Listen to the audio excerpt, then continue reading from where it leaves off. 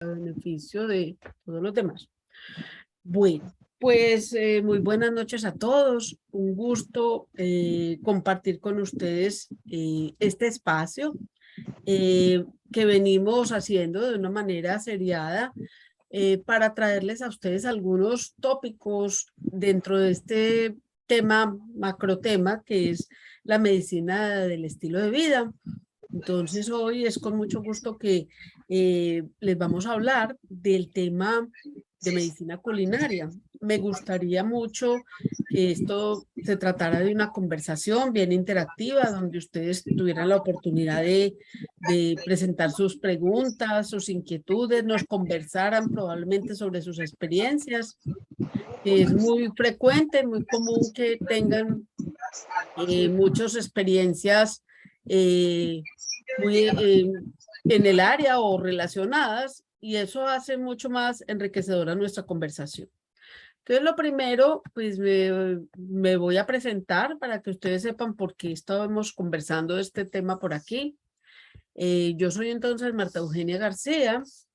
Yo soy médica entrenada en Colombia y después hice inmunología básica y clínica.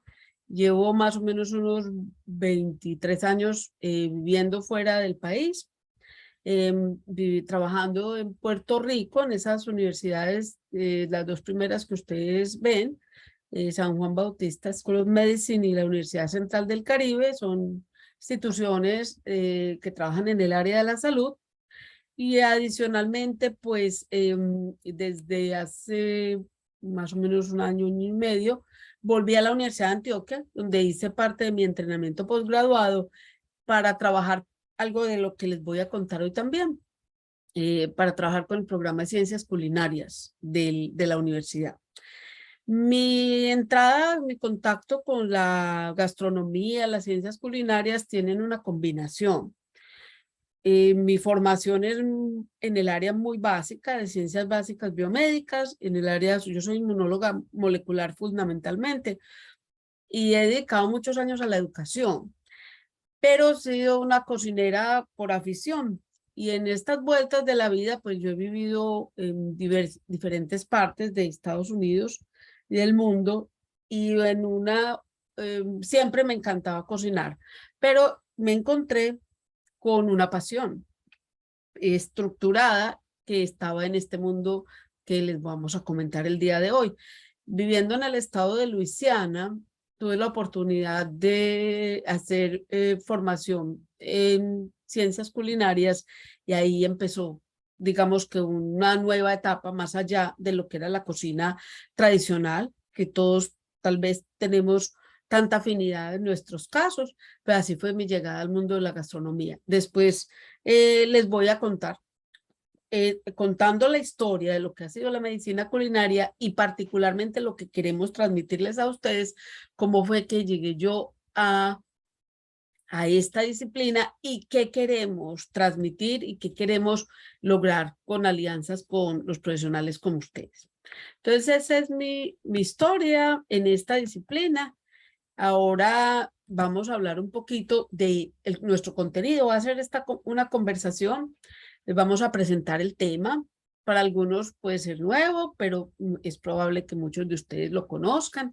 Vamos a establecer algunas diferencias entre medicina culinaria y nutrición. Les contaremos los principios, algunos tips, el valor de las plantas, cómo se está moviendo todo esta temática, y particularmente queremos algo muy práctico de qué se puede hacer para, si yo quiero hacer medicina culinaria en mi propia práctica, a través de algunos ejemplos, tanto de la práctica médica como modelos educativos para incluir este tema en la formación de profesionales de la salud, tanto estudiantes como residentes, y para el estudio, la educación continua.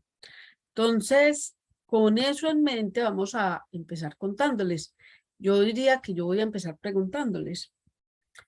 Para ustedes, el término es nuevo, lo habían oído mencionar, es alguno de ustedes por alguna eventualidad ha practicado, lo ha incorporado en su práctica médica. Cuéntenme de eso. ¿Qué tan nuevo o viejo es el término para ustedes? ¿Hay alguna familiaridad con el tema en el público?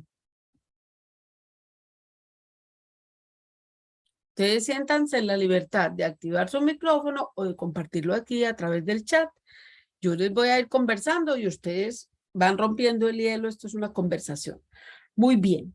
Entonces, la medicina culinaria y la culinaria terapéutica en algunos países usados de manera, digamos, intercambiable, son un nuevo campo que combina las artes culinarias y alimentarias con las bases biomédicas, pero con un fin principal y es el servicio al paciente. Partiendo del hecho que nuestros currículum en diferentes disciplinas habían empezado a perder, en disciplinas del área de la salud empezaron a disminuir las horas dedicadas a la enseñanza de la nutrición, pero al mismo tiempo con una epidemiología impresionante, donde estamos observando que una gran cantidad de pacientes están presentándose con enfermedades que son prevenibles mediante la intervenciones nutricionales, como fue la conversación que tuvimos en la actividad pasada. La doctora nos mostraba unas cifras que verdaderamente sorprenden mucho, donde nosotros vemos claramente que la mayoría de las enfermedades de las cuales sufren nuestras poblaciones, y en América Latina en particular es bastante claro, así como en Estados Unidos también, vemos que a pesar de eso, en los programas de formación de profesionales de la medicina y de ciencias de la salud, las horas dedicadas a la enseñanza de la nutrición ha ido disminuyendo con el paso de los años. E incluso en algunas instituciones ya desapareció un curso formal de nutrición. Y todo esto se lo hemos ido desplazando a los profesionales de la nutrición, que son verdaderamente muy conocedores del tema y con los cuales tenemos que trabajar en asociación, pero no desconociendo lo que hacen. Nosotros entonces hablamos de un acercamiento y una recuperación de todo lo que ha sido la enseñanza de la nutrición para los profesionales. Conversando con residentes, con estudiantes, uno se da cuenta realmente del desconocimiento tan grande que hay en nutrición. Cuando es necesario hacer alguna recomendación de carácter nutricional, la recomendación casi siempre termina convertida en un referido o en una consulta a un profesional de la nutrición, pero no nos sentimos suficientemente seguros para hacer prescripciones nutricionales, ni para los pacientes ni para nosotros mismos. Desde allí ha surgido este movimiento que hoy en día tiene representantes en todos los continentes. Hay países con una estructura muy fuerte en este movimiento. Estamos claros en que no se trata solo de nutrición, dietética, y que es diferente de la medicina integrativa o preventiva, pero hace parte de ella. No es ciencias culinarias y alimentarias, no es una sola filosofía dietaria, no se trata tampoco de hacer un rechazo a la prescripción de medicamentos y de otras alternativas terapéuticas. Y tampoco es el afán único de preocuparnos por el sabor, aroma, los matices alimentarios, los fitonutrientes y los macronutrientes, términos que todo el mundo está hablando hoy, los pacientes conocen un montón. Se trata entonces de una disciplina que pretende hacer una convergencia de elementos nutricionales, de elementos del saber gastronómico ancestral y también del saber que se genera a partir de estas mezclas culturales tan interesantes, pero con una base biomédica que nos permita hacerle unas recomendaciones claras a los pacientes para atender su situación de salud, para promover la prevención, pero un elemento muy importante, y en eso se distingue de la nutrición solamente propiamente dicha, y es que nosotros con la medicina culinaria queremos también ayudarnos a nosotros mismos. O sea, empezar por el curador para que esto pueda tener un impacto mejor en los pacientes. Entonces, A través de esta disciplina se busca capacitar al paciente de manera que el paciente pueda cuidarse de sí mismo de forma segura, incorporando una alimentación apropiada, pero sabiéndolo hacer, que pueda cocinar, que pueda apropiarse del arte de la gastronomía, pensando de forma muy consciente en este asunto.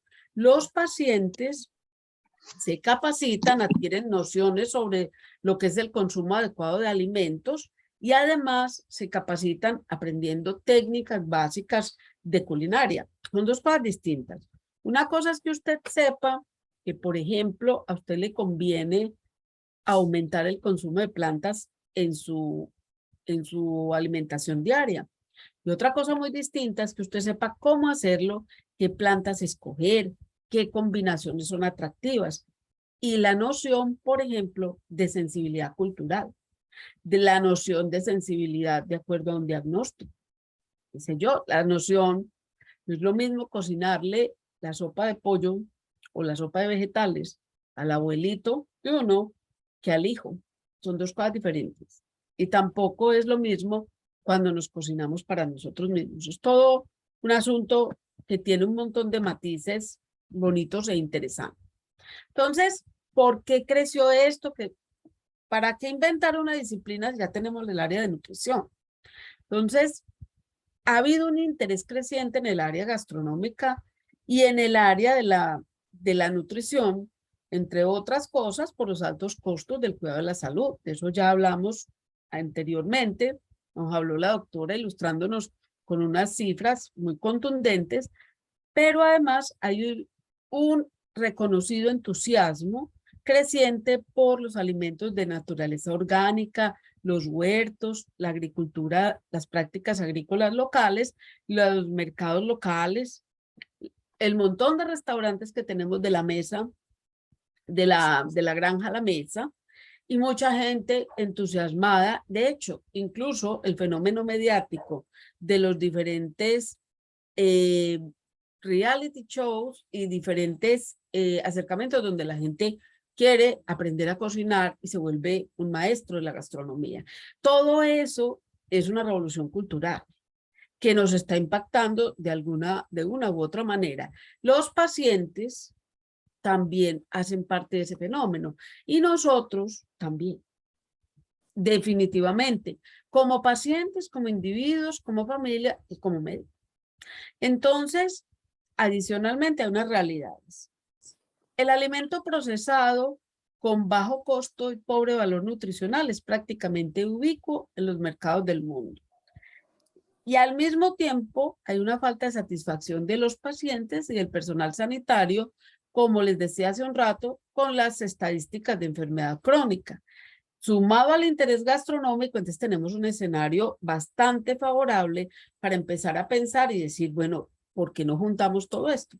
Eso fue lo que pasó exactamente hace alrededor de, pensamos que unos 15 o 20 años, donde gente importante en el área, digamos pioneros en el área, empezaron ya a ponerle a esto un nombre y a formular estrategias. Aquí me gustaría contarles la historia de un médico que trabaja aquí en Estados Unidos, el doctor John LaPuma, se volvió muy famoso, incorporó, es un internista, y él empezó a incorporar su propio autocuidado, aprendió gastronomía, después se fue a la Escuela de Ciencias Gastronómicas y empezó a escribir sobre el tema, y en este momento es un reconocido líder del tópico, una persona muy generosa, entre otras cosas, que le gusta enseñar, difundir todo esto, ayudar a crear cocinas, laboratorios y otro montón de herramientas. Entonces, el movimiento fue empezando a tener fuerza y acogida en algunas instituciones. Entonces, algunas escuelas de medicina empezaron a pensar en el asunto. La escuela pionera fue la Universidad de Tulane en el estado de Luisiana. Esta gente, a través del aporte de un chef que ya estando, era un no tradicional, un estudiante de medicina no tradicional, un hombre que a los 40 años, después de ser un chef muy exitoso, preocupado por hacer una cocina de mejor calidad, más consciente para el paciente, se fue a estudiar medicina. logró hacer medicina y su intención desde el principio era combinar los dos campos. Eso dio lugar a un programa muy famoso que fue el pionero, el programa que se conoce con su nombre en inglés de Health Meets Food, que funciona precisamente en Tulane, en New Orleans. Todos los residentes de medicina interna y los estudiantes pasan por el programa. Ya han hecho una alianza estratégica con un supermercado orgánico muy reconocido en Estados Unidos que les provee los alimentos para entonces, ¿qué es lo que hacer? ¿Qué? Enseñarle a sus residentes, enseñarle a sus estudiantes, enseñarle a sus pacientes y a los pacientes esta cadena de supermercados les proporciona y les patrocina los alimentos que les enseñan a cocinar. Y eso se ha vuelto pues una alianza estratégica muy bella, donde además la gente la pasa bien. De eso se trata también. Muy bien. Entonces, en resumidas cuentas, este movimiento pretende promover prácticas de alimentación saludable que se puedan aplicar nosotros mismos como médicos, como cuidadores y el paciente también, pero que además incorpore lo cultural, lo social, las variables biológicas, todas relacionadas con la toma de decisiones alimentarias. También además promover una conversación sobre diversidad e inclusión en torno al alimento. No es lo mismo hacer una recomendación plana nutricional como se quejan nuestros pacientes. Uno les dice, usted es hipertenso, entonces debe bajar el consumo de sal. Con frecuencia le añadimos, debe bajar el consumo de azúcar, de harinas, de carbohidratos, pero no nos preocupamos por qué tan sensible, cuáles son sus preferencias, cuál es su tradición, qué le importa comer, qué le gusta, cuál es el alimento que le recuerda a la infancia, cuál es el alimento que lo transporta a otro sentido de las cosas. Eso garantiza el éxito y de eso hay buenos trabajos y publicaciones, que es entonces el punto que nosotros queremos abordar con esta práctica. Bueno, entonces estamos hablando de una palabra pues que ya todos hemos acuñado, que es el empoderamiento profesional. Y es, si el profesional de la salud empieza a hablar con propiedad sobre la alimentación y lo puede incorporar en su práctica, entonces tendremos un elemento adicional para la terapéutica y el manejo. Los profesionales de la salud nos preguntan, bueno, esto puede aplicar muy bien al médico de familia, al médico, al internista, quizá al pediatra. Esto es un tema para todos, sin duda, señores, para todos. En los grupos de trabajo y las conversaciones en las que hemos estado y en algunos que yo soy activamente involucrada, tenemos gente de todas las profesiones del área de la salud y dentro de la medicina de diferentes especialidades. De manera que ya verán con algunos ejemplos que les voy a mostrar por qué les digo que todos podemos y todos debemos, además.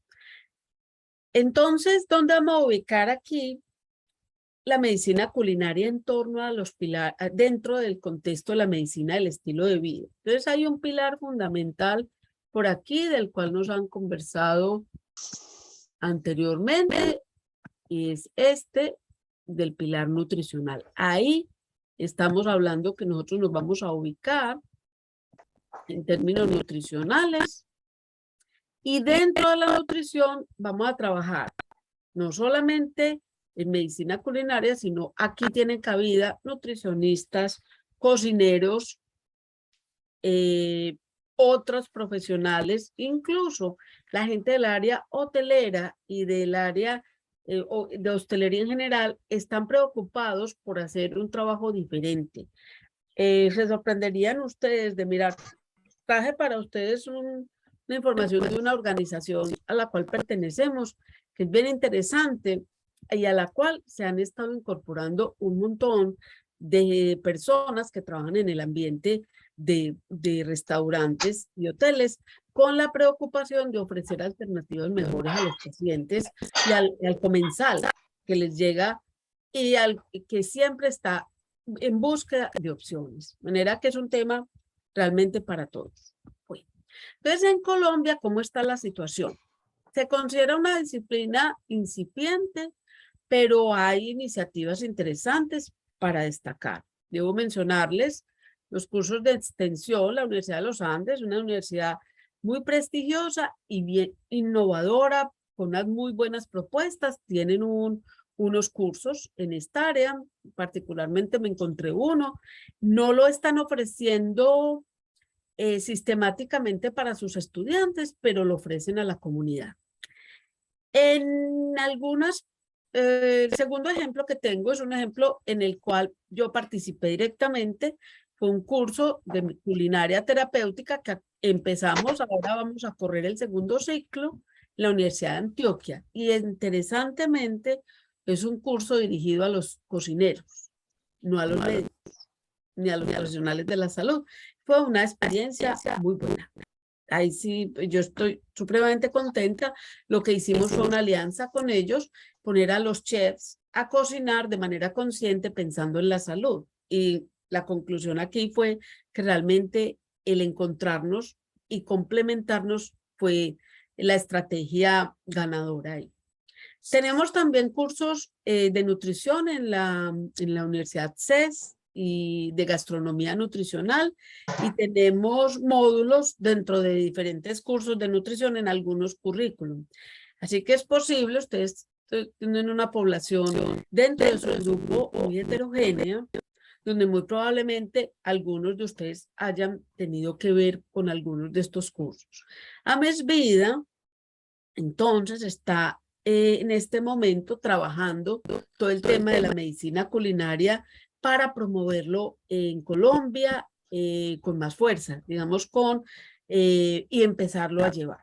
Entonces, yo les voy a contar, les voy a mostrar, esto es un tema muy bello, muy amplio. Yo les voy a mostrar, antes de que entremos a la discusión de ustedes qué es lo que van a hacer con esta información, les voy a contar unas experiencias exitosas. A la gente le gusta saber eso. Aquí tenemos uno. Este programa es el programa que les mencioné de la Universidad de Tulane. Y el muchacho que tenemos aquí, un muchacho asiático, el que está aquí en la fotico del lado derecho, haciéndose una receta española. Este fue en un taller en el que estuvimos invitados. Y los muchachos que ven al fondo ustedes son cocineros, ahí hay residentes de diferentes programas y cocinan con profesores y con chefs de formación. ¿Qué hacen en esto?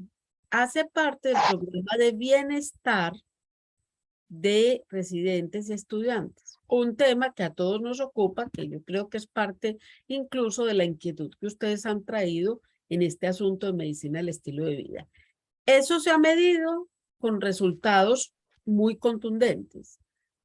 ¿En qué aspectos? Aparte de que los que participan en el programa sienten que mejoran, se dispersan, se sienten atendidos, han descrito que han podido incorporar las técnicas aprendidas para su propio autocuidado. Y otra ganancia muy interesante, particularmente en estos escenarios tan diversos en los cuales nosotros nos movemos, es que la gente reconoce el valor de compartir diferente conocimiento gastronómico para enriquecer desde el punto de vista cultural a los demás. Entonces, esta es una experiencia pionera, muy famosa. Ellos tienen una infraestructura supremamente grande y tienen una cocina de enseñanza. Van profesores, estudiantes y residentes. Esa es su infraestructura permanente, pero esa no es ellos también le prestan la cocina a grupos que quieran hacer este tipo de prácticas. De hecho, hay un restaurante asociado donde uno hace una reservación y la idea es ir a cocinar. Entonces, que es una idea bien bonita, empleada por diferentes grupos profesionales y demás. Una idea, por ejemplo, que se le puede transferir al grupo de ustedes y materializarlo en una actividad de este tipo. No se arrepentirán, se los aseguro. Tenemos también, esta es una idea propia. Fíjense, esta fue un programa que hacemos en una de las universidades donde yo trabajo. Fíjense el tema. El arte de cocinar para la salud, la diversidad e inclusión en tiempos de celebración. Las Navidades y otras fiestas religiosas y culturales de nuestras poblaciones, nosotros tenemos una población altamente diversa, de manera que tenemos que ser sensibles con esa diversidad. Por eso lo llamamos en tiempos de celebración.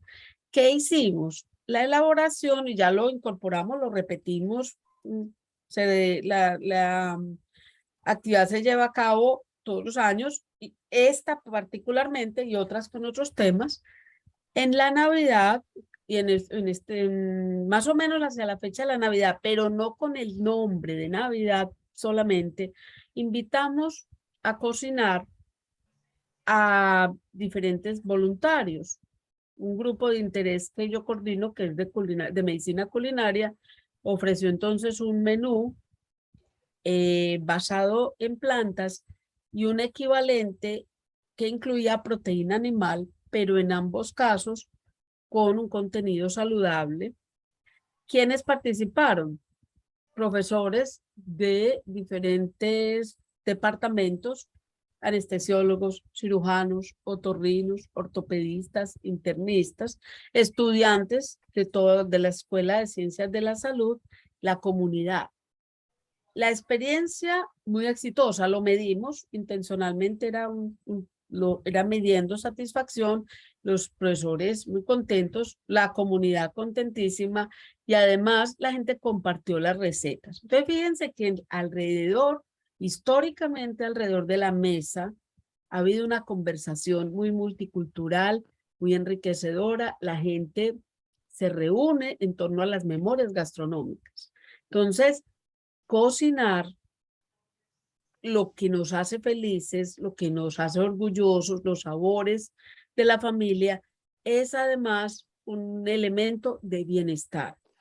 Eso fue lo que rescatamos con actividad que además, pues, con mucha satisfacción les comparto que hemos recibido premios por elaborar este tipo de actividad y fue con la intención de generar bienestar, que eso fue pues también bonito.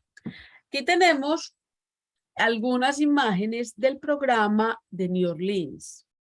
Ustedes probablemente conocen al chef, es una celebridad de la televisión, él es un médico chef. Y entonces ahí tenemos talleres dirigidos a la comunidad, educándolos, enseñándoles a cocinar. ¿Quiénes? Los residentes. Enseñándole a cocinar los residentes en compañía de los chefs. Porque hay otro detalle con esto.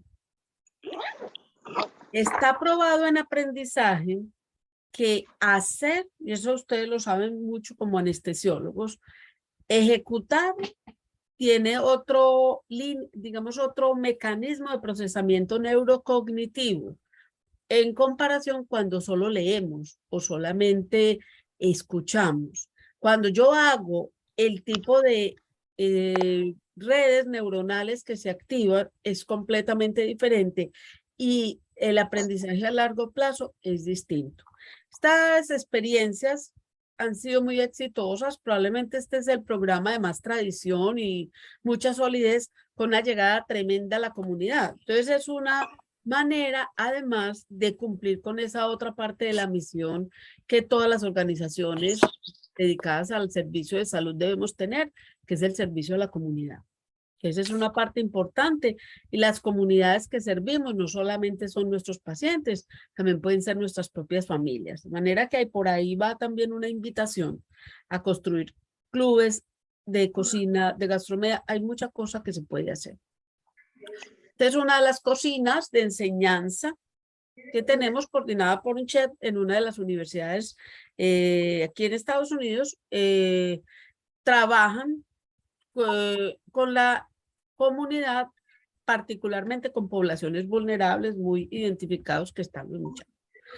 En estas ideas es de pronto un elemento común incorporar las plantas en la medicina culinaria por el valor demostrado, que ya lo discutía la doctora la vez pasada, de las plantas per se como elementos nutricionales. Es decir, estamos tratando de hacer lo siguiente, reconociendo el valor que tienen las plantas, lo ponemos en fusión con el valor gastronómico, la sensibilidad cultural del paciente.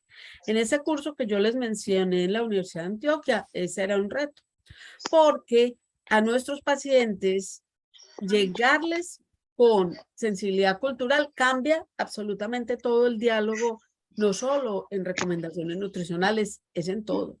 Es empatía. Por eso ellos lo aceptan de una manera tan distinta. Entonces, el capítulo de alimentación basada en plantas es un capítulo muy importante en medicina culinaria. Nos introduce recetarios completos con diversidad de posibilidades, de funciones y de creaciones en la parte de medicina culinaria. Es un capítulo de estudio y hay gente en esta disciplina que exclusivamente se dedica a cocinar basado en plantas. Combinado con la parte de cocinar está la horticultura. Con respecto a esto, les debo decir que algunos de los programas han incorporado sus propios huertos. Y eso no es solamente una moda. Hay estudios que muestran los beneficios de la práctica de la horticultura para la salud mental, para el esparcimiento. De hecho, hoy día se considera una estrategia validada para mejorar y liberar estrés. Algunas escuelas de medicina alrededor del mundo lo han incorporado como un trabajo propio de la institución. Ese es el caso nuestro, por ejemplo, que tuvimos un grant, un dinero, nos aprobaron para la construcción de un huerto casero, o en este caso un huerto institucional, que es utilizado por los estudiantes y los residentes.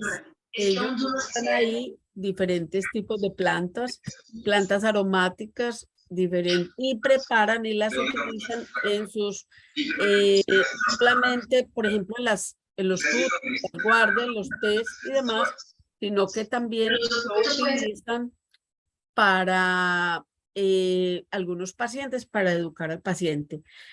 Hay muchos trabajos muy interesantes en la parte de salud mental y conductual que muestran que estas prácticas son realmente muy positivas para el individuo, tienen un montón de beneficios. Bueno, entonces ahora la pregunta es, ok, la gente cuenta mucha historia bonita, ¿cómo lo puedo hacer? ¿Todo el mundo tiene que montarse una cocina, un taller de enseñanza grande? No. Hay muchos modelos de alianza estratégica. Entonces tenemos modelos, el Reino Unido ha dedicado, digamos, hay varios modelos interesantes allí, porque hay una disposición de ley a nivel nacional que estableció la necesidad de volver a enseñar nutrición en las escuelas de medicina y mejorar el conocimiento en este sentido. De manera que están en un momento espectacular al respecto, y un brazo grande de estos proyectos fue precisamente el desarrollar cocinas de enseñanza. Estados Unidos, les conté, hay muchas instituciones ya, varios programas tienen cocinas de enseñanza, los tienen de simples, medianas, grandes, y hay algunas móviles. Y hay gente, por ejemplo, que trabaja haciendo educación virtual y la cocina la tiene en su casa, como yo. Ese es mi modelo. Yo tengo la cocina aquí y tenemos una en la universidad, y yo voy y vengo, los estudiantes se conectan, hacemos como unos híbridos. Europa y Asia nos ofrecen unos modelos espectaculares de este tipo de alianzas, y hay un modelo bien interesante. No todo el mundo tiene que montar su cocina, sino que se juntan con restaurantes, sitios de servicio a la comunidad.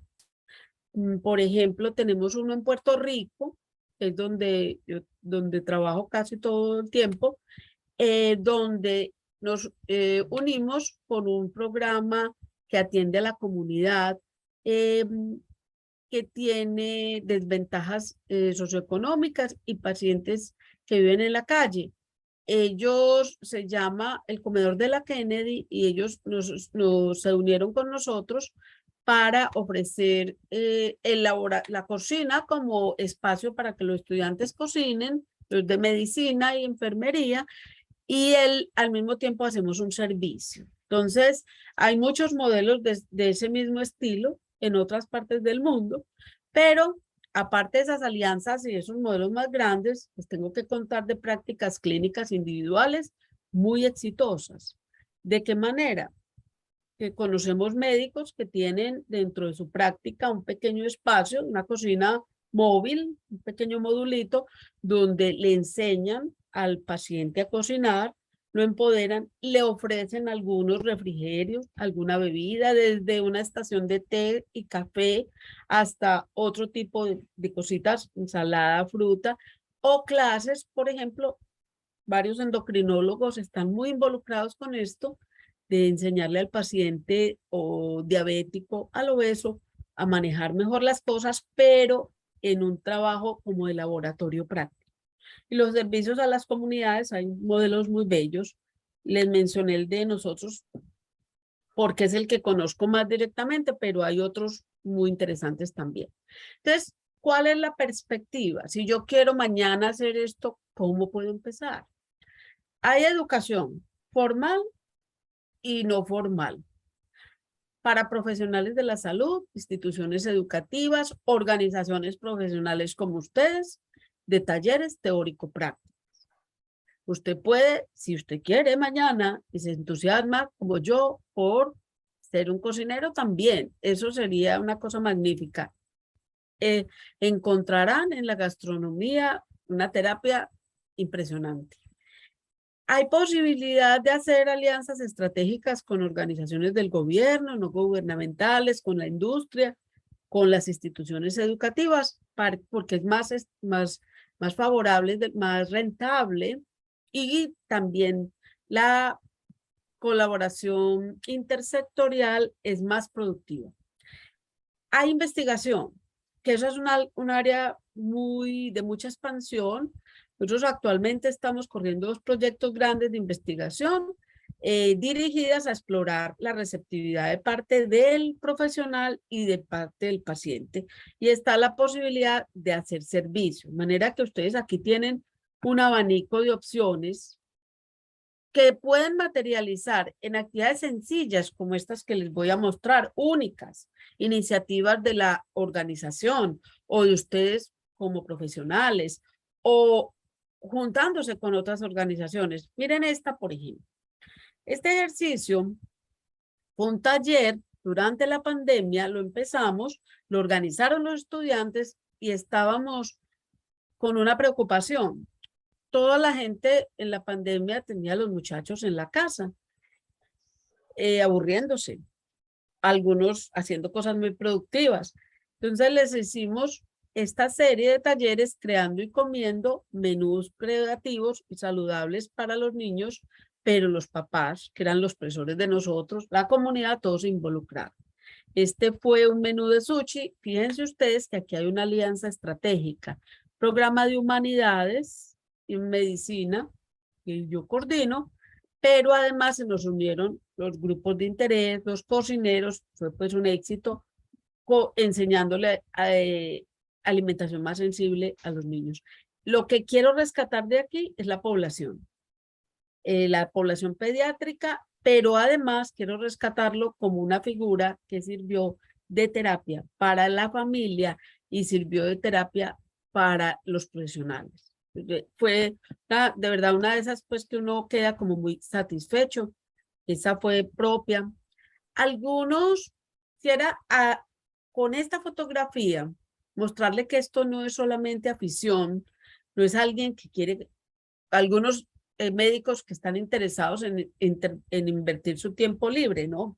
Tenemos evidencia suficiente en ciencia que nos muestra que la medicina culinaria integra disciplinas serias como las neurociencias y la inmunología. Este es un producto de un grupo de estudiantes donde ellos se juntaron para crear menús saludables, pero además que fueran desde el punto de vista del sabor y de la parte de evocación de la memoria apetitosos para el individuo. La otro requisito que tenía que tener el menú era que fuera un menú inmunoestimulante. Aquí tengo algunas fotos del producto de este menú. solamente para mostrarles que se van juntando y es en todas las latitudes. Este fue un evento ahora que ocurrió en mayo, medicina culinaria, nutrición conductual y experiencia del paciente. Bien interesante, abordando otra cosa, es un programa que ocurrió en Barcelona, abordando precisamente la receptividad, lo que el paciente quiere ver y experimentar.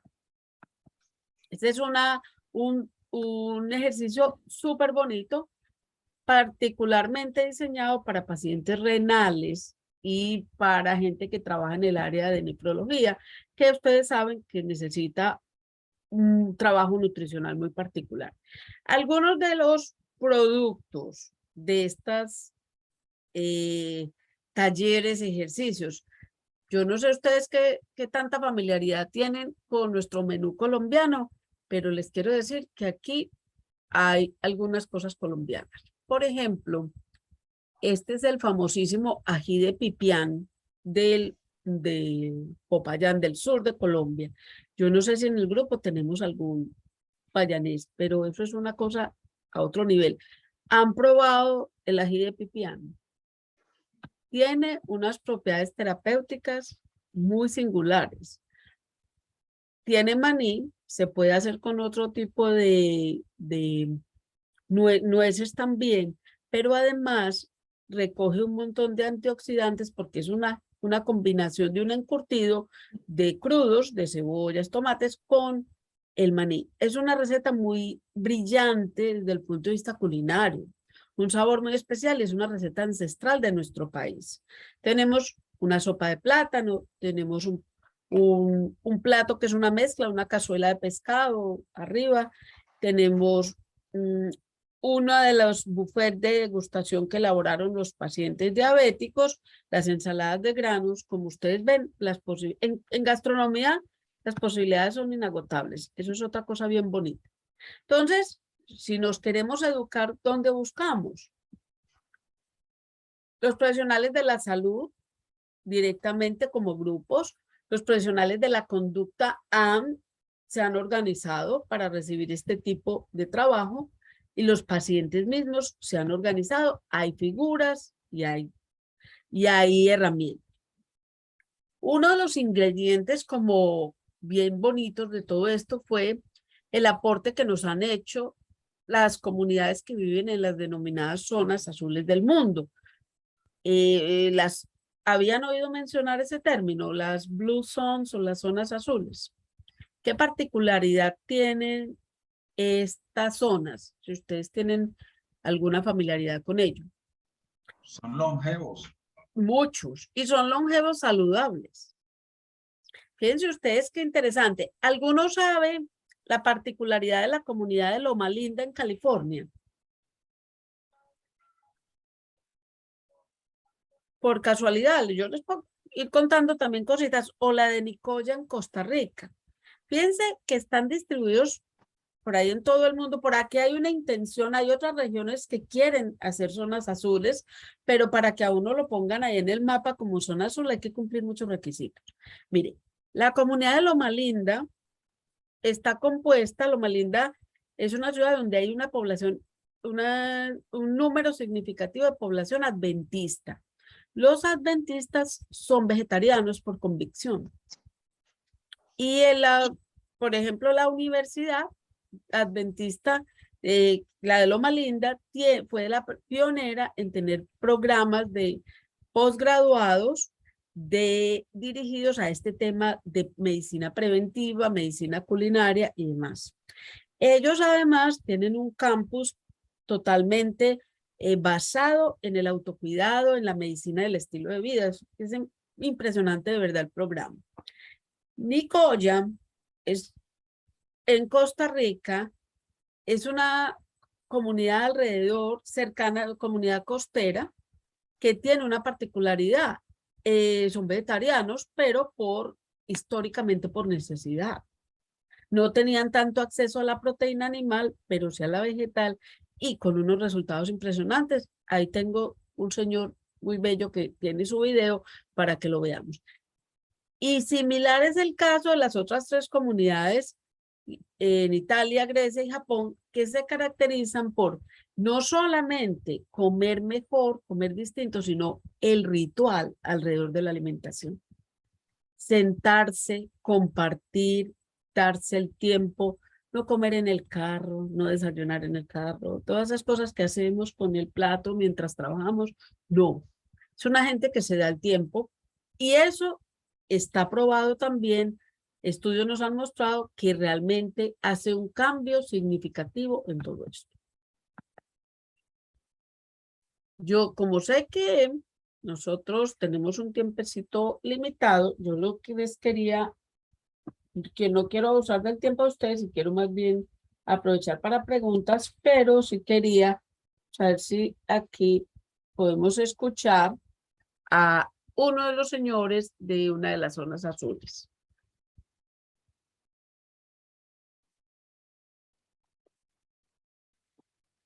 No voy a usar los 8 minutos que tiene el video, pero quiero que vean de pronto algunos aparte. Si aquí el video nos funciona bien. En los lomos de Corazón recorre todas las mañanas su natal Ochote, en Quebradahonda de Nicoya. Los guanacastecos superan el siglo de edad, siendo la península de Nicoya una de las 5 regiones del planeta donde la vida se prolonga más de lo normal. Nicoya, Santa Cruz, Ojancha, Landayuri y Carrillo componen la conocida zona azul. ¿Cómo se gesta el milagro demográfico?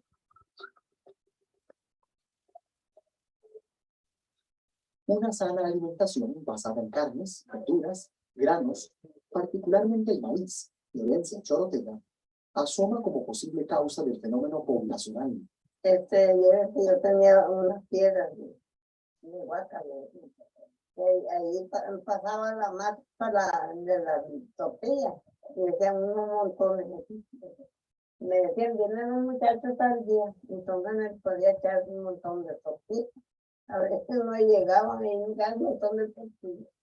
Nosotros sembramos lo que nos comíamos, sembramos maíz, sembramos arroz, y todo eso era, pero no andábamos abonando nada, nada, todo producido por la tierra. Ese ha sido el primer alimento mío. Tortilla, arroz no, frijoles rojo. ¿Puede una dieta explicar el éxito demográfico de la zona? Sola no. Ese parece ser el criterio de los expertos. Un cierto sentido de espiritualidad se apunta como otro factor decisivo en la vida de estos longevos. Aquí estamos hasta que el Señor diga bueno. Permítame un segundito. No Vamos sé, a parar el video. Ok. Como ustedes ven, apuntaba claramente el video a que no se trata solo de la alimentación. Entonces, ese es como el punto que quería traerles con la medicina culinaria. No se trata solo de hacer recomendaciones con respecto a lo que tienen o no que comer. No se trata solo de la prescripción nutricional, es el ambiente que construimos alrededor de específicamente, permítanme un momentico, específicamente alrededor de una gastronomía mucho más saludable. ¿Qué hábitos tenemos que nos permitan poder disfrutar no solamente lo que estamos diciendo de tener una comida de mejor calidad, de tener una comida que tenga un mayor balance proteico-calórico? No, es ¿usted qué más hace fuera de poder degustar el alimento? Usted realmente está haciendo lo que le permite acercarse mejor a una alimentación más saludable. Entonces yo quisiera en este punto preguntarles a ustedes desde su perspectiva de anestesiólogos, ¿qué posibilidades le ven a esto? Para su práctica, para su propio bienestar y sobre todo, ¿qué necesidad le ven a este tipo de herramientas?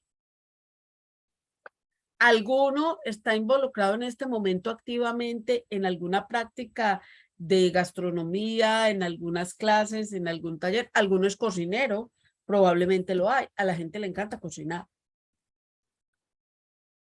Quisiera que nos compartieran cosas, ideas de más o menos de lo que han pensado.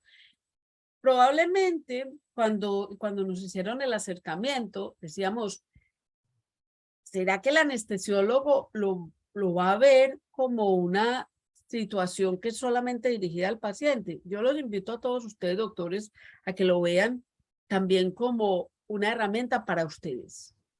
Realmente, probablemente esa es la mayor herramienta. Aprender a hacer el autocuidado, disfrutar alrededor de los amigos, de la familia, de la cultura y incorporar una herramienta que es probada, que da un montón de beneficios. Fíjense que va más allá de hacer el balance nutricional. Aquí algunos de los ejemplos. Nuestras ensaladas de granos para los pacientes diabéticos, hipertensos, son puras creaciones de las que tenemos incorporadas. La sopita de plátano con auyama o calabaza preparada por nuestros pacientes. Los frijoles o habichuelas, como le dicen en el Caribe, altamente recomendados por su valor nutricional, balance para los pacientes que tienen enfermedades inflamatorias. Hace parte de la nutrición básica de la península de Nicoya, en Costa Rica y en comunidades altamente longevas. En el Mediterráneo, los pescados, el tomate, las alcaparras, las aceitunas son ingrediente infaltable en la mesa. El ají de pipián, del cual les hablé ya. Fíjense los menús de compartir, donde invitamos a los pacientes a que se junten.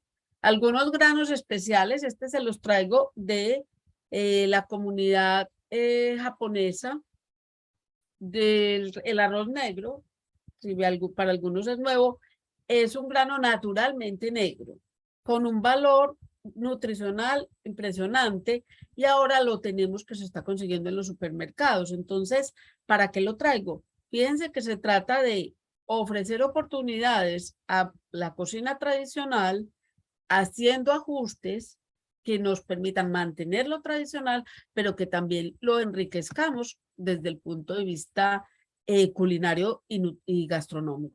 Esta es una receta elaborada por el grupo de los pacientes diabéticos. Es una joya de la cocina mediterránea, que es a base de pescado blanco. En este caso usamos un bacalao con berenjenas, tomates, usamos también cebolla y calabacines.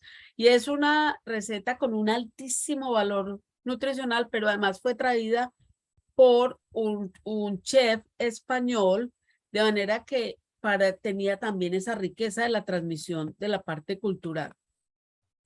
Es una receta que no es compleja, y aquí tenemos un menú completo. Este de acá, preparado y presentado con los ajustes nutricionales por nuestros pacientes. Entonces, fíjense, por ejemplo, yo aquí creo que sí, seleccioné una combinación de elementos, por ejemplo, de la cocina mediterránea, pero al mismo tiempo presentados en la mesa con un sancocho caribeño que se parece mucho al nuestro y que recupera un montón de cosas de los saberes ancestrales de nuestros pacientes. De manera que, en otras palabras, cocinar y comer rico no tiene que estar disociado de comer nutricionalmente de manera saludable. Todo esto lleva ingredientes de calidad buena a costos razonables para que sean una realidad para nuestros pacientes y para nosotros mismos, con ingredientes adaptados a lo que tengan en sus casas, a lo que puedan conseguir, a lo que puedan comprar. No necesitamos ponerlos en problemas. Entonces ahí tenemos un montón de ejemplos de logros de la cocina de los talleres. Este es un flan de quinoa elaborado también para los pacientes diabéticos con alternativas de endulzantes del azúcar. Y si ustedes ven, ahí tenemos la presencia de la fresa y los frutos del bosque que se consideran hipoglicemiantes, se conocen por ese valor. Y tenemos una de las salsas para la carne y pavo del final de año. Las sopas para nuestra gastronomía en Colombia tienen un valor y un símbolo muy alrededor de la familia, de manera que es algo que nosotros promovemos mucho cuando estamos con el paciente de origen latinoamericano, que necesita mucho el calor de lo que le proporciona la gastronomía local. Estas son invitaciones concretas a la recuperación ancestral. De hecho, les debo decir que el programa de ciencias culinarias de la Universidad de Antioquia tiene ese enfoque, que es gastronomía ancestral, es recuperación de los sabores ancestrales. Ahora le hemos introducido, pues entonces, el valor de todo esto. Finalmente, yo creo que en un minuto que tenemos, les quiero mostrar, cada uno de los que hacemos medicina culinaria tenemos casos, y los que hacemos medicina del estilo de vida, casos para mostrar. Este es un caso que generosamente mi paciente sabe que lo muestro, sabe que lo enseñamos. Es una compañera mía de trabajo, tiene la identificación porque ella lo autoriza. Y es la doctora Charle Valentín, que a sus 40 años tenía esa lista de diagnósticos que ustedes ven ahí. Hipertensión, diabetes, osteoartritis, infecciones recurrentes, varias hospitalizaciones, apnea del sueño, unas condiciones de vida de movilidad muy reducida y una única niña muy pequeña que le preocupaba. Después de haber hecho un cambio significativo en el estilo de vida, después de haber incorporado el ejercicio, de hacer un cambio nutricional pero culturalmente sensible, logró bajar 50 libras de peso. Eso la hizo candidata a hacerse una cirugía bariátrica. Cuando Shirley, traigo el caso porque me contaba que cuando tuvo su visita preanestésica después de las primeras 50 libras, su doctor estaba muy preocupado por el perfil de riesgo que ya iba a llevar a la sala de operaciones. Le recomendó seguir trabajando en hábitos de la mano de su internista antes de darle autorización para hacer, junto con la cirujana, para hacerle la cirugía. Siguió en esto y pudo bajar otras 20 libras con mucha convicción, y nosotros estuvimos vinculándonos mucho con ella para que pudiera tener esta transformación. Y esta es Shirley después de 100 libras menos. Un cambio no solamente traducido en disminuir de peso, es cómo se expresa ella de su relación con el alimento. Como ella en este momento está trabajando con el grupo de nosotros de interés en medicina culinaria, cómo fue de importante enseñarle a cocinar, reconocer los conceptos culturales. El asunto del sobrepeso, la obesidad, no es solamente un asunto de comida. Y esta es su pareja actual, que también es un paciente que tuvo un proceso de cambios similar.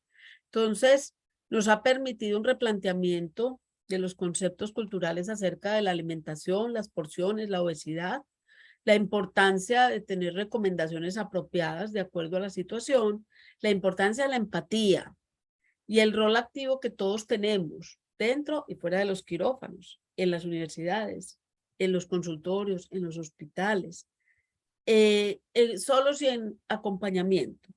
Creo que tenemos un montón de tarea por hacer, y que poderle llegar a la gente con elementos como esto, motivarlos para que se vinculen a estos trabajos, a que organicen sus clubes de gastronomía, que les va a ayudar no solamente a ser mejores médicos, sino también a tratarse mejor. Recuerden que, y en esto tenemos una campaña muy grande, y es: no necesitamos más curadores enfermos, necesitamos empezar por nosotros mismos.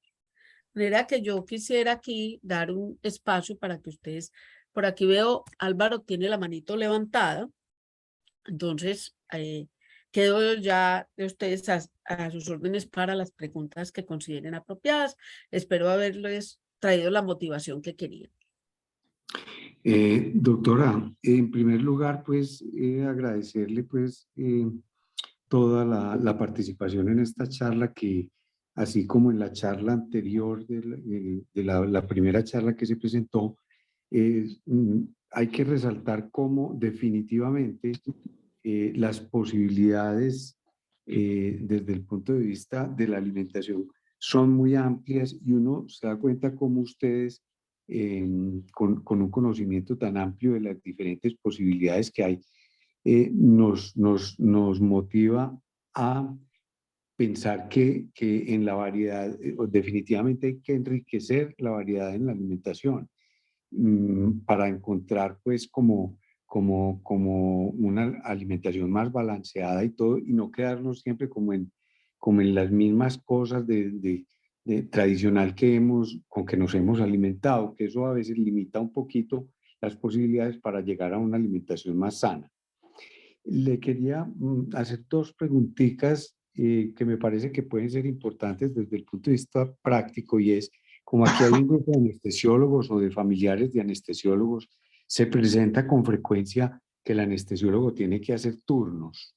Entonces, ¿cuál sería la recomendación suya para un anestesiólogo que sale a las 7 de la noche, que tiene que estar despierto toda la noche y que debe pues tener una cena que sea más o menos apropiada para un trabajo de noche, considerando pues la importancia que tiene las características de los alimentos dentro de todo esto pues del ciclo circadiano, ¿cierto? Que la persona no le dé sueño, Sí.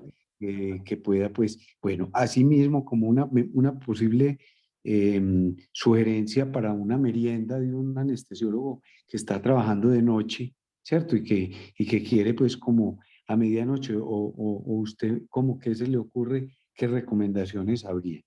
Y una segunda pregunta que le quería hacer era desde el punto de vista de todo lo que se ha hablado acerca de la alimentación, por ejemplo, y la migraña.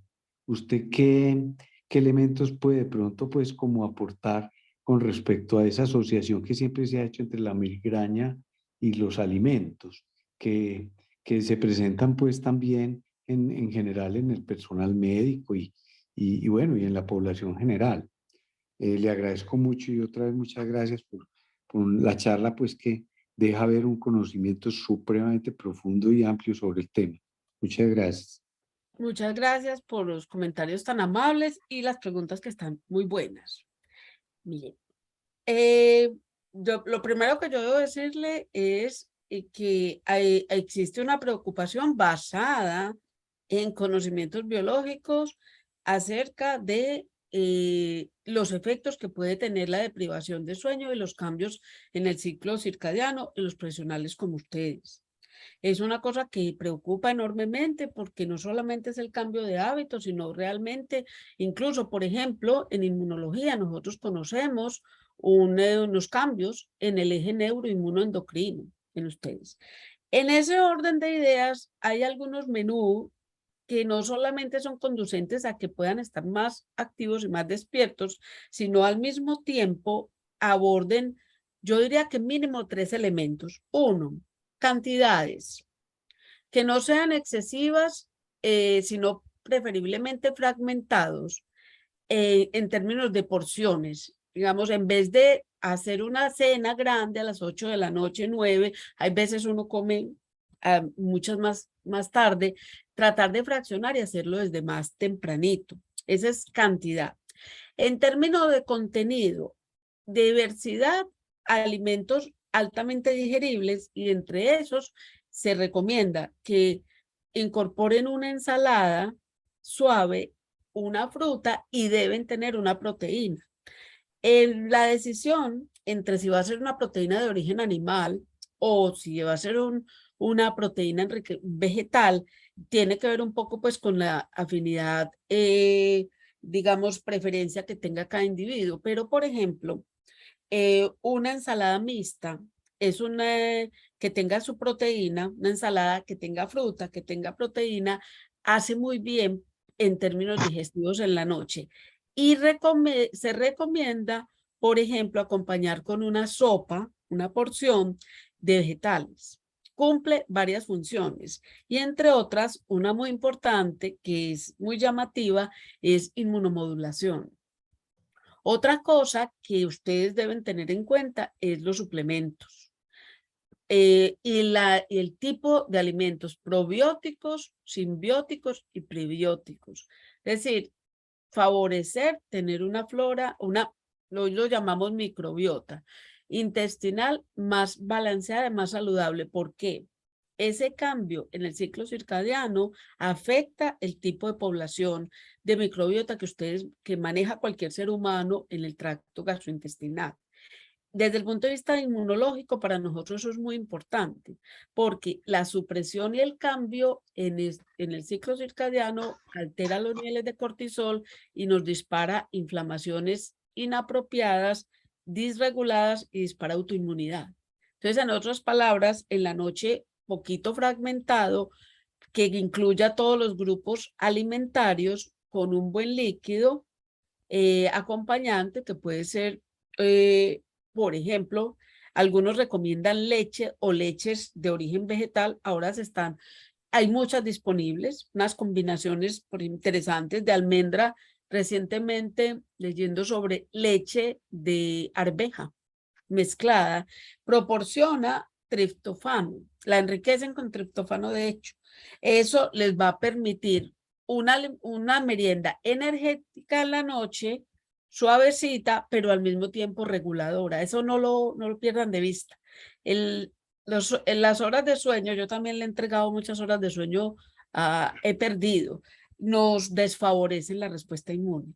Y eso ustedes lo necesitan.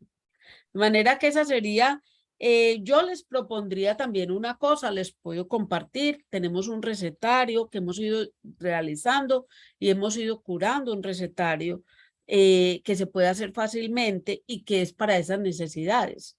Por ejemplo, para los que tenemos poquito tiempo al mediodía, para los que no podían desayunar, pero sí pueden, para los que tienen que hacer guardias. Ese fue un recetario que desarrollamos con los estudiantes. Con mucho gusto se los comparto porque hay unas buenas ideas.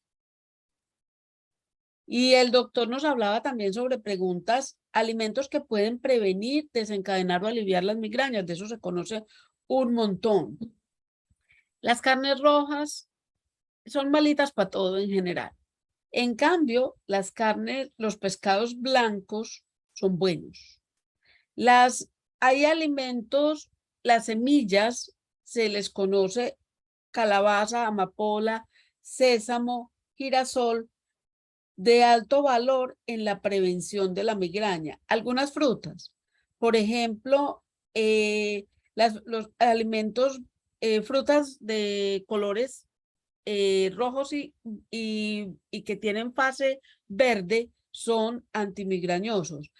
Hay un grupo, digamos los 6 de oro para la prevención y el manejo de la migraña, que tiene que ver con leguminosas, casi todo, la lechuga, las fresas, los pescados blancos y azules, los frutos secos y podría ser los mariscos.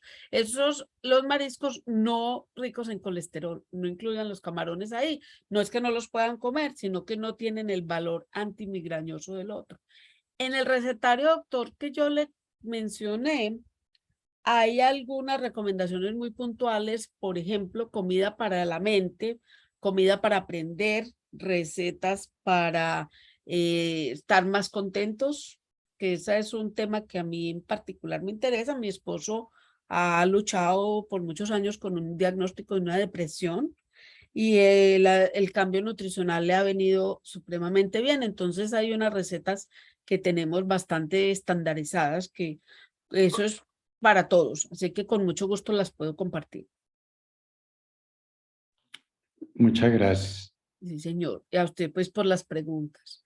Y María Teresa por aquí tenía su manito levantada. Hola, buenas noches para todos. ¿Me oye bien? Sí, Tengo claro, un María micrófono Teresa. que no sé si se oye bien. Bueno, no era para comentar de ese trabajo, o sea, yo me quedé pensando, ¿y quién hace el mercado en esas cocinas universitarias? Yo supongo que es una colaboración y habrán bancos de alimentos, no sé cómo trabaja la Universidad de Antioquia con eso.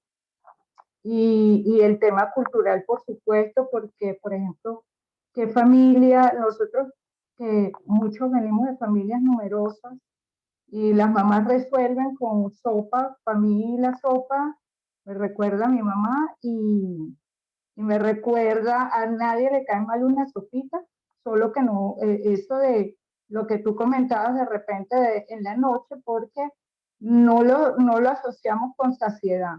De repente uno dice, ay, me como la sopa, pero a las 3 horas ya como que hace falta algo más. Entonces, era esa parte cultural que te quería comentar, el comentario de cómo se financiaban esas cocinas. Y otra cosa que me llamó la atención cuando hablabas de ensaladas de vegetales, está muy de moda sobre todo en los restaurantes hacer bowl.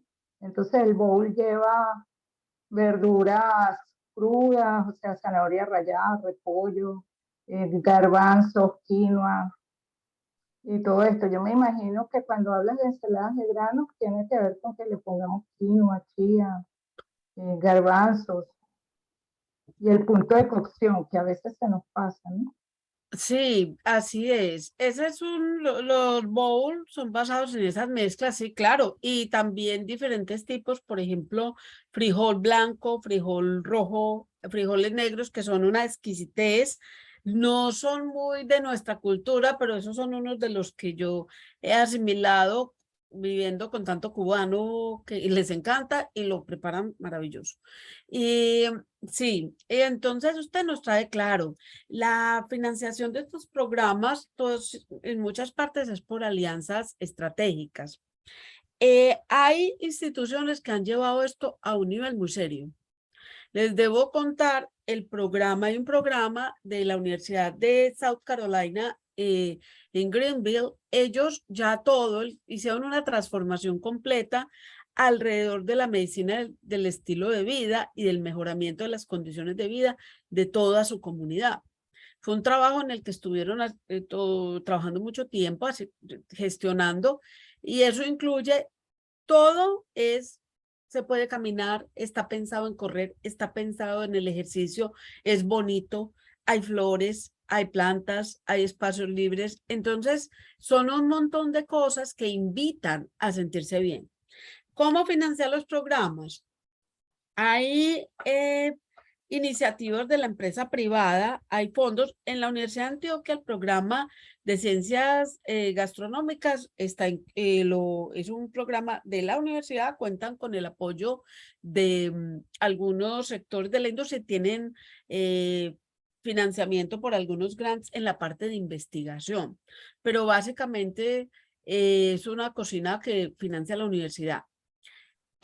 Hay posibilidades, como yo les mostraba, de alianzas con restaurantes y cocinas del área privada. Recientemente, por ejemplo, tuvimos pues la dicha ahí de el padre de una estudiante nuestra resultó un chef famosísimo y el hombre se quiere vincular y entonces lo que hizo fue adoptar el grupo de interés de estudiantes y residentes para que vayan a su cocina a cocinar. Ese tipo de alianzas son una figura importante.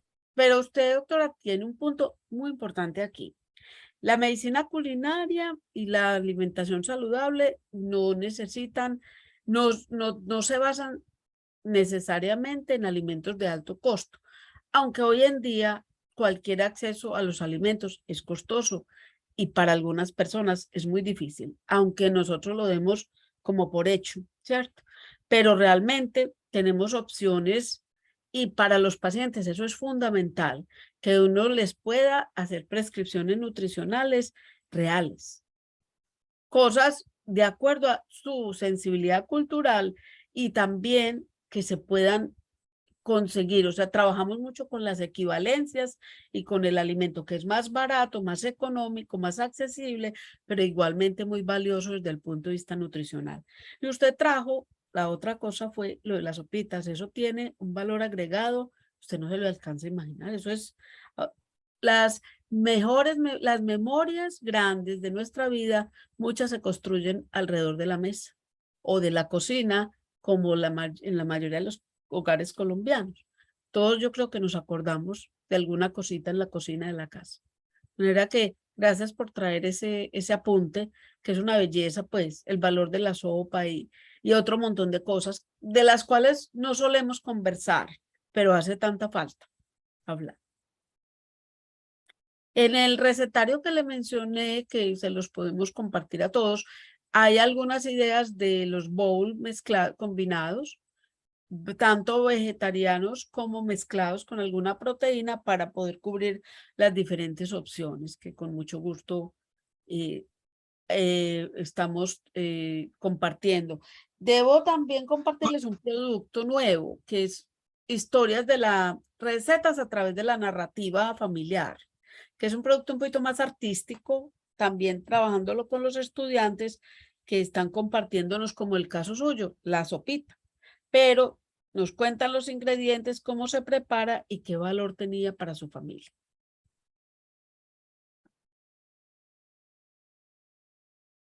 No sé si hay alguna otra persona que quisiera hacer algún comentario. Buenas noches. Buenas Buenas. noches, Carlos. ¿Qué tal? ¿Qué tal? ¿Cómo está? Le agradezco mucho pues su aporte para mejorar cada día pues en el tema alimentario. Mi pregunta, ¿qué opinión tiene sobre los edulcorantes orales? Los edulcorantes. Vea, esa pregunta, muchas gracias por su comentario. Su pregunta es una pregunta de tendencia en este momento. Mire, con los edulcorantes o los sustitutos pues del azúcar como aditivos ha habido una controversia muy grande a lo largo del tiempo, adjudicándoles un montón de propiedades y daños incluso, ¿cierto? Los más comunes, aspartame, el extracto del fruto del monje, la sacarina, la stevia, la sucralosa, todos se han probado y se han hecho estudios para tratar de, sobre todo, de identificar su asociación con la generación de cáncer. En este momento no se ha podido demostrar en ese aspecto una relación directa de ninguno de ellos. Ninguno de los estudios hechos y conducidos bien lo han podido concluir. Incluso revisiones de profesionales, de asociaciones profesionales han concluido que el uso moderado de estos endulzantes son un reemplazo seguro para limitar la ingesta energética y asistir a pacientes, particularmente los que necesitan controles estrictos de azúcar y peso. Sin embargo, debo decirle que yo creo que tan reciente como hace unas 2 semanas, salió un estudio que dio lugar a una discusión que está en este momento en el tapete y que tiene que ver es con otro aspecto, o sea que no son dañinos, no hay estudios que nos demuestren que son dañinos y en los pacientes que necesitan control glicémico y restricción de azúcar tienen validez y los podemos suministrar, pero lo que el estudio que le menciono tiene nos tiene pensando y estudiando mucho y es el siguiente. Se postula que los edulcorantes le generan una señal de falsa percepción al cerebro humano. Y lo mostró un estudio bastante grande, como quien dice, usted se engaña, pero su metabolismo trabaja diferente. Ese estudio que ha sido, pues, está en el tapete, todo el mundo está hablando de él, han estado ampliando y proponiendo alrededor de eso, nos hace pensar en que el fenómeno del gusto, la percepción y el aprendizaje y la acción que tiene que ver todo ese ciclo con la decisión de tomar o no azúcar, es una cosa que es mucho más compleja de la que nosotros pensamos. Entonces, desde el punto de vista de los daños orgánicos, podemos estar tranquilos con los edulcorantes. no hay que abusar de ellos, pero sí vale la pena indagar esta otra parte, porque resulta que en algunos pacientes el problema no es solo de restricción calórica, sino de control de impulsos, también de regulación. Y ahí yo creo que debemos empezar por esos resultados que nos acaban de plantear y seguir investigando y ver a ver cuáles van a ser las conclusiones. Hay un estudio ahora grande que esperamos tener para finales del año, si en realidad se trata de alguna, digamos, conversión de la red neuronal que interpreta lo que es tomar el edulcorante, si hay tal engaño o no, o si podemos seguir tranquilos y decir, no, consúmalo con moderación. En general, nosotros lo recomendamos con moderación. El azúcar refinado no lo recomendamos, pero hay sustitutos en menores cantidades que se pueden usar. Eso es, yo los invito a que se busquen el trabajo, es impresionante, uno mismo se asusta. Yo fui una que dije, yo cuánta sucralosa he tomado en mi vida, me he estado engañando. Es el cerebro haciendo sus trucos, que son muchos. Así que esa pregunta es muy válida en este momento. Muchas gracias.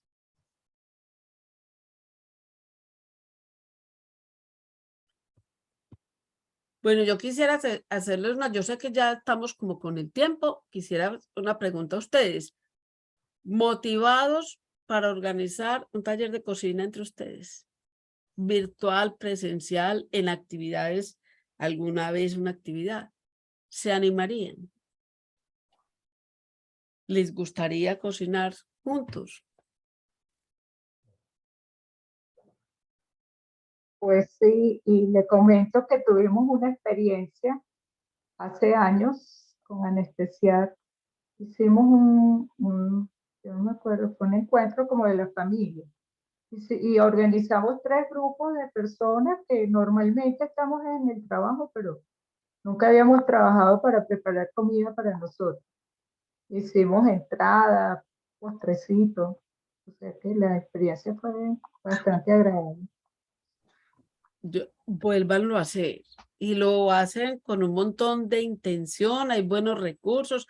A la información a esta presentación le podemos acompañar con unas buenas referencias bibliográficas que ustedes, si usted quiere seguir motivado en el tema, lo puede hacer y por supuesto, ahí les voy a dejar mi número de contacto y mi email porque nos interesan mucho las alianzas estratégicas. De manera que si en algún momento para alguna actividad que quieran hacer o compartir algún taller, alguna temática en particular, estamos pues más que abiertos a hacer estas colaboraciones.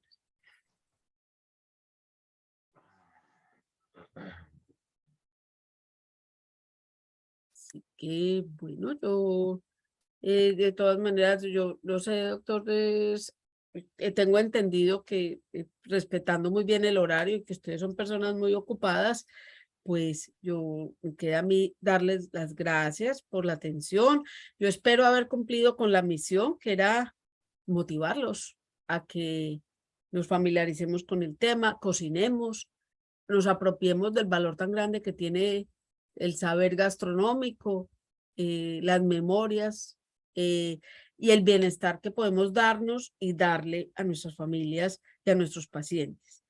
Así que muchísimas gracias por su atención. La conferencia queda grabada y también entonces las referencias bibliográficas y el recetario que les prometí. Muchísimas gracias.